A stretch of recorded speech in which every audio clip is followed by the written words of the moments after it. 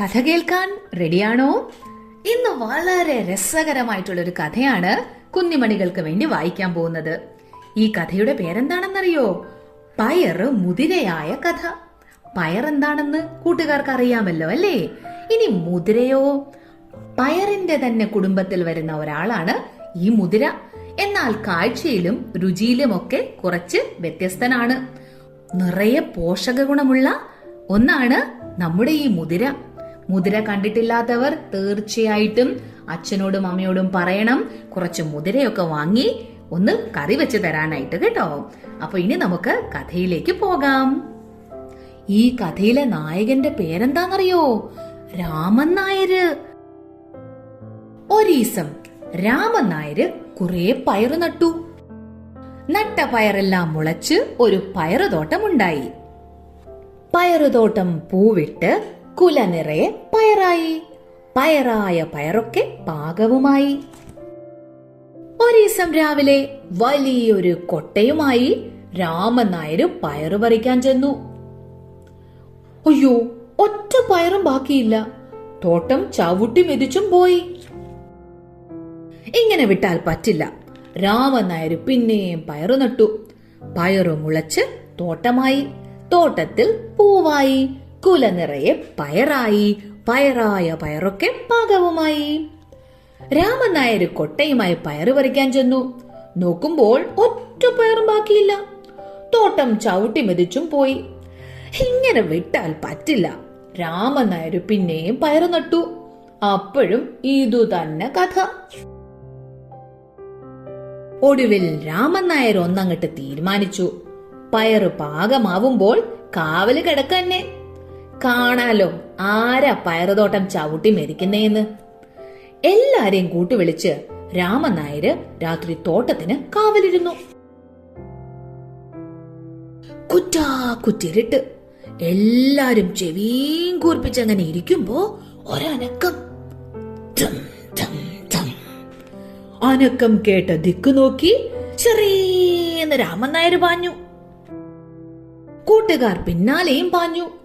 അതാ ഒരാന, കൊമ്പനാന. രാമൻ നായര് പിടികൂടുന്നായപ്പോ ആന ഒറ്റ പൊങ്ങൽ. രാമൻ നായര് വിടുവോ? ഒറ്റ ചാട്ടത്തിന് ആനയെ പിടിച്ചു. വാലിലാണ് പിടികിട്ടിയതെന്ന് മാത്രം. ആന രാമൻ നായരെയും കൊണ്ട് പൊങ്ങാൻ തുടങ്ങി. ദാ രാമൻ നായരെയും കൊണ്ട് ആന പോണു.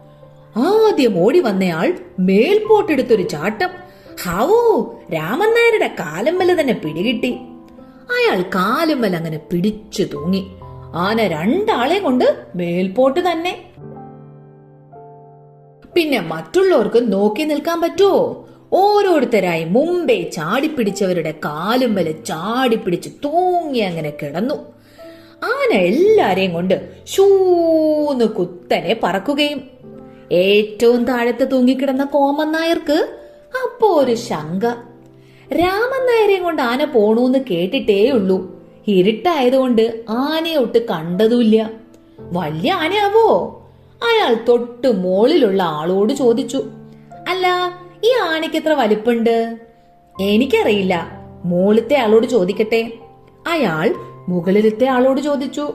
അല്ല, ഈ ആനയ്ക്ക് എത്ര വലിപ്പുണ്ട്? അയാൾ അതിനും മുകളിലത്തെ ആളോട്. അയാൾ പിന്നെ മുകളിലത്തെ ആളോട്. ചോദ്യം അങ്ങനെ കയറി കയറിപ്പോയി. ഒടുക്കം ചോദ്യം രാമൻ നായരുടെ അടുത്തെത്തി. അല്ല രാമൻ നായരെ, ഈ ആനയ്ക്ക് എത്ര വലിപ്പുണ്ട്? അതോ, അത്രയും വലിപ്പുണ്ട്. രാമൻ നായര് രണ്ട് കൈയും ആവുന്നത്ര വിടർത്തി. ആനവാലിലെ പിടുത്തം പോയി. തിത്തോൻ തരികിടാൻ എല്ലാവരും താഴോട്ട്. ചെന്ന് വീണത് പയറുതോട്ടത്തിലും. വീഴ്ചയുടെ ശക്തിയിൽ പയറായ പയറൊക്കെ പരന്നുപോയി. അങ്ങനെയാണത്രേ മുതിരയുണ്ടായത്. കൂട്ടുകാർക്ക് പയറു മുതിരയായ കഥ ഇഷ്ടമായോ? ഈ കഥ ഏത് പുസ്തകത്തിൽ നിന്നാണ് വായിച്ചതെന്ന് പറയട്ടെ. ശരിക്കും ഇത് നമ്മുടെ കേരളത്തിലെ ഒരു നാടോടി കഥയാണ്. എങ്കിലും ഇതിനെ പുനരാഖ്യാനം ചെയ്തിരിക്കുന്നത് KB ജനാർദ്ദനൻ എന്ന വ്യക്തിയാണ്.